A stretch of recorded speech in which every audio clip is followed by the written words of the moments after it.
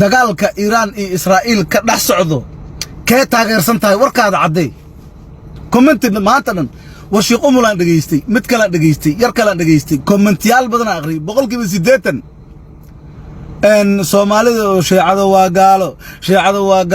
shiicada asxaabtii nabiga sallallahu alayhi wasallam nabiga xaasaskiisa caayeen ma ogid miyaa uu cidaasaan taageersanahay dheh cida taageersan tahay caday ha ku meermeeraysanin maanta dhane shiqo mulaan dhageystay wuxuu leeyahay horta wax ma aqrisiin horta muxuu ahay shiicada soo aqriya hebelo maxaan soo aqriyaa shal maanta ana eed markii oo Falastiin saartay la yeelayay brother waxa aqrinaay bal ii sheegba indheenaan wax ku aragnabay maxaa buug aan aqri ii leedahay walaalo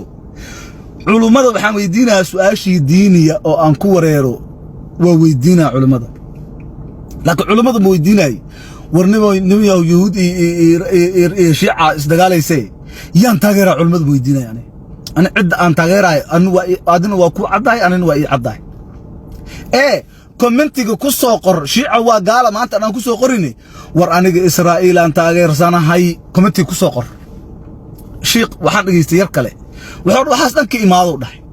cadawgaada cadawgiisa waa saaxiibka aniga cidaasaan taageersanahay idima dhahay laakiin waa idii cadahay aan cid aan taageersanahay war fiiri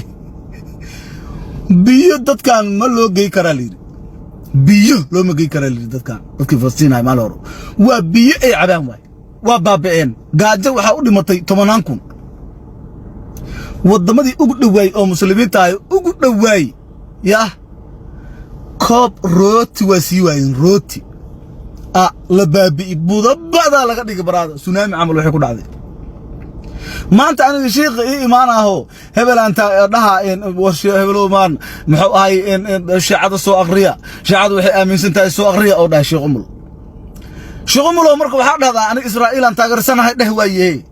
sheekheeniya tahay waa ku xushmeynaa madaxa noo saaran tahay laakiin aniga Israa'iil taageera iyo Iran taageera cid ma shartid ma noo jeedinaysid sheekhow waa ku xushmeynaa laakiin anaga Israa'iil taageera hana dhihin